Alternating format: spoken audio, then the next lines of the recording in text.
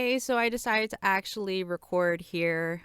Originally, I was filming outside, but it was cold and windy, and I was dealing with a fire alarm. So I didn't want you guys to hear a compressed sound recording and alarms such as this. Starting to get really cold. I don't know where I am in terms.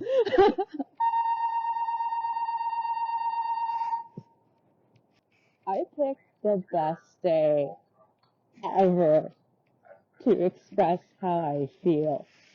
But hey, this is Anna, or as some of you know me as Sora. And I still currently live in Toronto. I was supposed to be in Vancouver months ago, and I will explain to you as to why. Um, Starting with this, I am not okay. I know I'm like smiling and giggling and stuff like that. It's just because what I'm about to explain is just really uncomfortable, and I've been hiding it for months. And I can't really hide it anymore because this is going to be my life for the next 2 years. So, yeah, what's going on with me? Well, for those of you who know me, when you see me in person, I've been walking with a limp for 3 years now.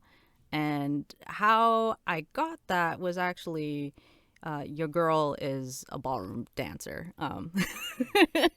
I have a dad who is a ballroom teacher, and I've been a ballroom kid for pretty much all my life. And so during the almighty COVID, uh, so sorry. I'm so sorry for this. During our lockdown, I was just like, you know what? Let me dance. Let me have a good time. But apparently, I just swayed my hips way too hard that I teared a muscle. So I have a like short hip flexor, and it just never healed properly. But my brain was like, if this is technically a sports injury because dancing is sport, I'm just gonna solve it with sports medicine, which is like physiotherapy. I also went to go see a chiropractor, and as much as like these guys are so helpful and so lovely, it's just like for some odd reason like things weren't working, and we don't know why. And I was with them for, I mean, on and off for about like a year and a half, right? I was consistent for a year, and that year, um, both of my chiro and my physio were just like, look, like we've been working hard on you. I know you've been on and off, but like even if we were to like see you in person, there should have been like at least like some changes. But we need a second opinion from a sports doctor. So I went to go to my family doctor and then ask them to get me a sports doctor so they can figure out what's going on with me. And I don't like this sports doctor. He misdiagnosed me twice, and he was just like, yeah, you just have like a short hip flexor. You just need to go do physio. End of story. Went back to my physio, and she's just like, what? So yeah, luckily my boyfriend was like, hey, I know someone, and sorry for the big loud banging in the background. It is laundry day with my mom. She's doing her own laundry. I do my own laundry. But anyways, it's just sorry for the banging. Stop with the banging. Stop banging on the damn furnace. You hear me now? This is the last time. Where was I? Um, so my boyfriend was just like, hey, I know a good sports doctor in Vancouver. Why don't you come over here? Have a little bit of a vacay, but also get like a little bit like a treatment.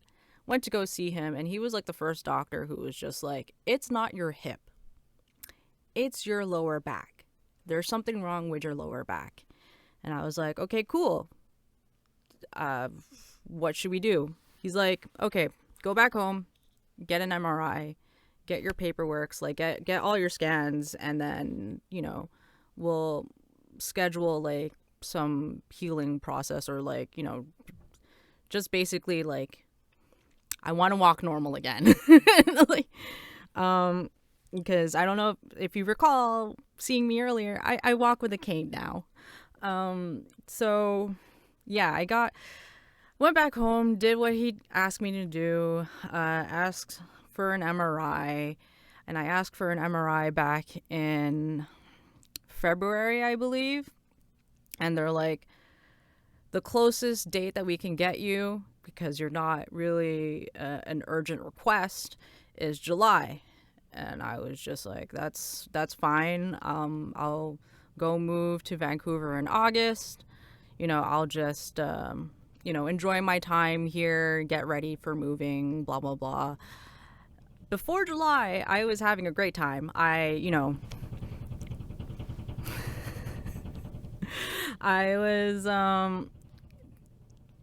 before July, I went to Japan with my boyfriend and a mutual friend. So I had a really good time, just like visiting new places, visiting old places, going back down to memory lane, relaxing, going to the onsen. Oh my god, that was so good. I'm sorry. So yeah, I had a good time, and then went to Minnesota for my yearly GDQ, hanging out with friends and partying all the time, every night. Yeah, I had a good time. And then July came along, and I got my scan, and 3 days, actually not even 3 days, maybe 2 days after my MRI, I got a phone call, and they're like, we need to talk. And yeah, I went to my doctor's office, and he was just like, there is something in your back that needs further investigation, and we are going to refer you to a cancer hospital. Yeah, it was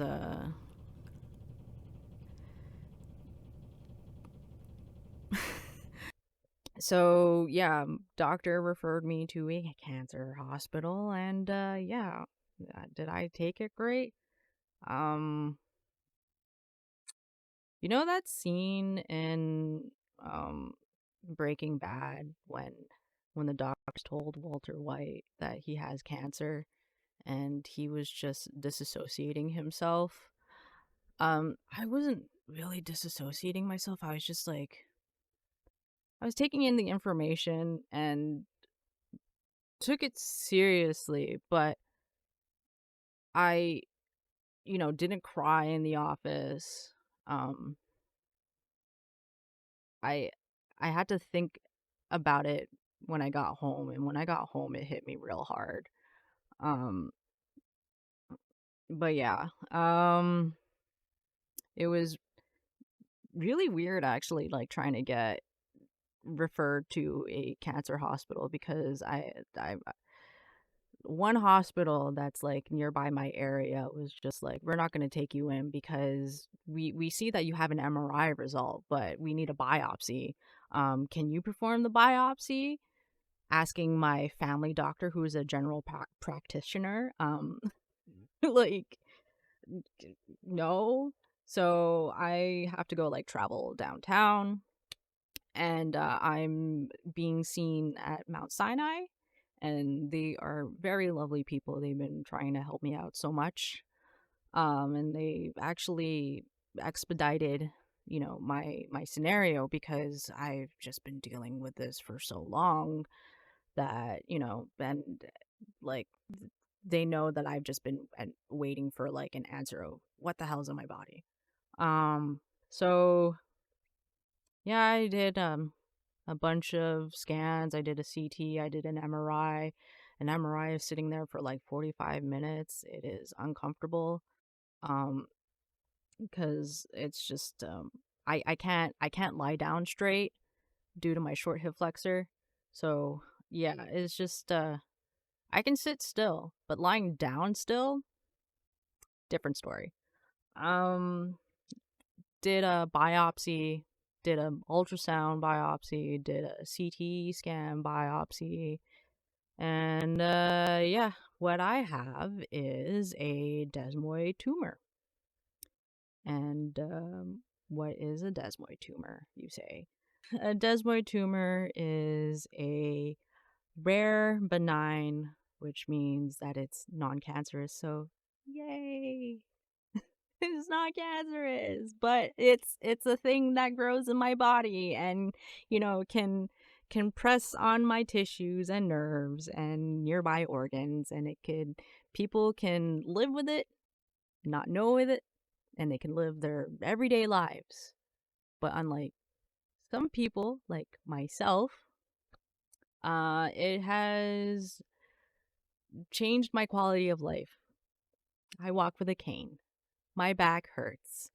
I cannot stand with 2 feet. I'm a flamingo, basically. Like I cannot stand properly, and I cannot stand up straight with 2 feet. So if you want me to stand up straight, I have to bend one foot and then be on my other foot and rely on that foot for me to be straight. Um so yeah, I'm a flamingo. um but yeah, is there treatment? Yes, there's treatment. Um but there's still, because it's rare, there's still more studies to be done. Um, but unfortunately, I was really, really hoping for this. I was hoping to get surgery, but unfortunately, they can't. And I could be wrong, but if they remove it, um, it can come back. I've seen some videos where people actually have explained that we surgically remove it, but it just magically came back, and then we tried removing it some more, and then it came back. So yeah, surgery is one of them, but unfortunately I can't get. I've done other research as well prior to like going to see my oncologist and be like, can I do cryoablation? Which, correct me if I'm wrong, I think they can actually like freeze your tumor, but they don't recommend it. So I had to pick the other option, which is chemotherapy. And I'm getting the IV chemotherapy, and I will be receiving or getting treatment for with chemotherapy for 2 years, receiving methotrexate, methotrexate, and vinorelbin, vinorelbin.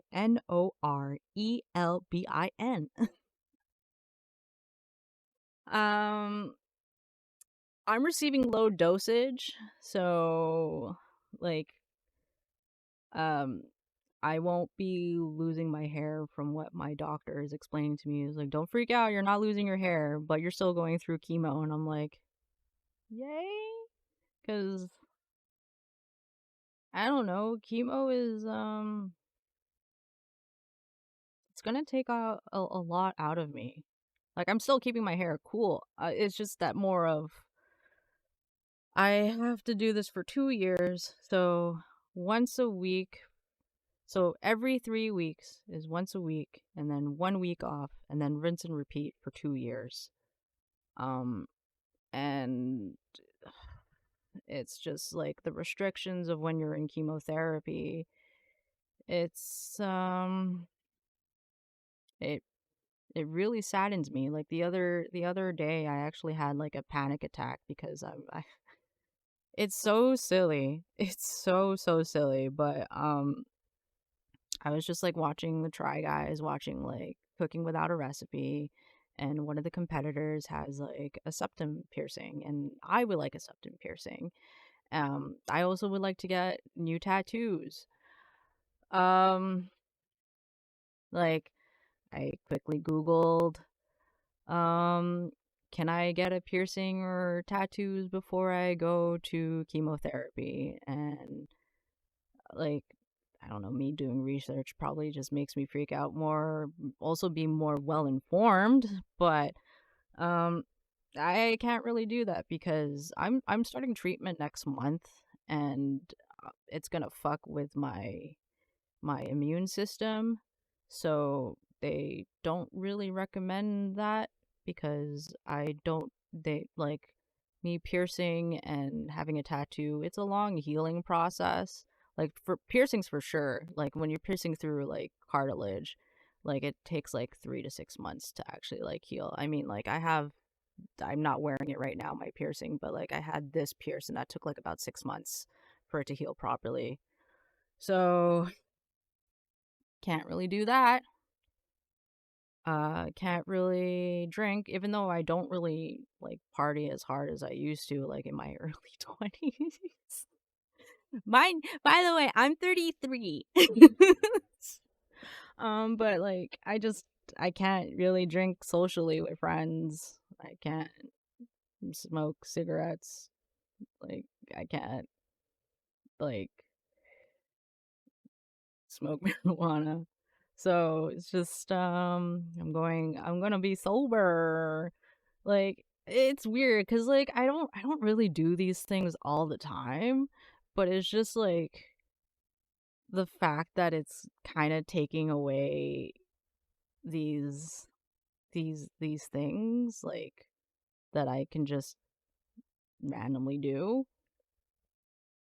Like I don't know. Hey, it's editing me. I just wanted to further elaborate because I was struggling to say what I meant, even though I wrote pinpoints down. But what I was sad about and still sad about is that chemo is taking away my choices that I take for granted. It's weird. It's weird. It's really weird. But I have to, do this to, you know, be better and to to actually walk properly.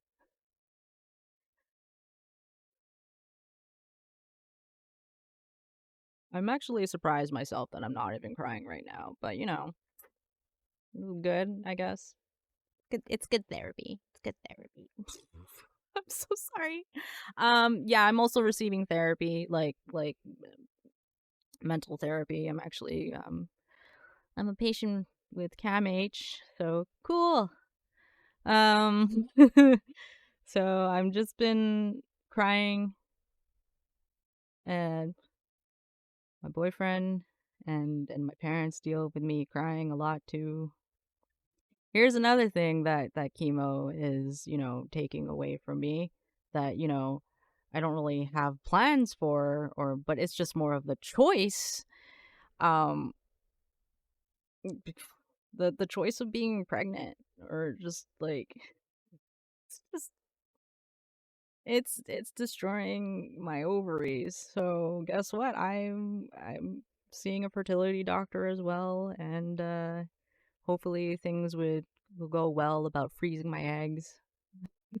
Hopefully it goes well. I really hope it goes well. I don't know.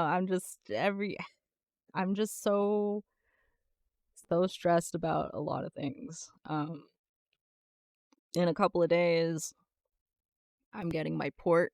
So a port without the gruesome details. I'm basically just getting like a little like machine in me because the amount of aggressive chemo treatment, not aggressive, because again my dosage for the medication is really low, unlike some people who are, you know getting um chemo treatment, like, but still, because it demands so much of my, like, so much of me visiting, Um, I don't want to get my arms bruised, so they recommend me actually getting a port. Actually, originally, originally they wanted me to get a PIC line, and no. The reason why I was getting a PIC line in the first place is because they wanted to start my chemotherapy as soon as possible, so like in December. Um, but because now I'm actually doing fertility stuff, it's actually going to be moved in January. But the reason why they wanted me to do a PIC line was because faster fast reasons, I guess, like faster getting things done faster, which I would like to get things done now.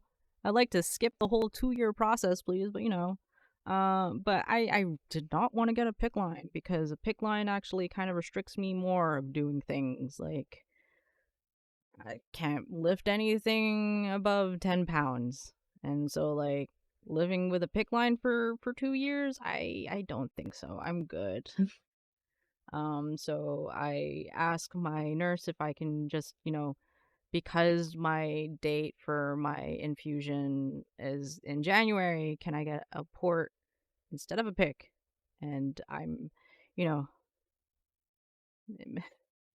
mini mini victories. You got to celebrate the mini victories. But yeah, I don't know. I just wanted to explain that I'm mentally not doing okay, and I'm sorry that I kind of went MIA for a while. Um, but I just wanted people to know that I'm here and I'm alive and I'll still be alive. Not dying, so that's good news. It's just that, the next couple of stories or pictures are probably going to be me in the hospital. So I'm trying to stay positive because once I start, getting chemo, it'll be closer to getting healed. So, yeah. Uh, hmm. I don't know if there's anything else that I would like to talk about. Um, I'm just surprised that I'm actually not crying. Because I was hyperventilating and throwing up um doing this, like just talking it out, because it's a big secret to tell people. Um and my anxiety was just like through the roof, but I had to do this for one, for me to not hide anymore, because it's like I can't really keep it in, and I think you guys deserve, like, you needed to know that I'm not okay. But hey, I'll still be in Toronto, so if you want to hang out with me. Oh my god. Anyways, I'll keep you guys posted. Um yeah.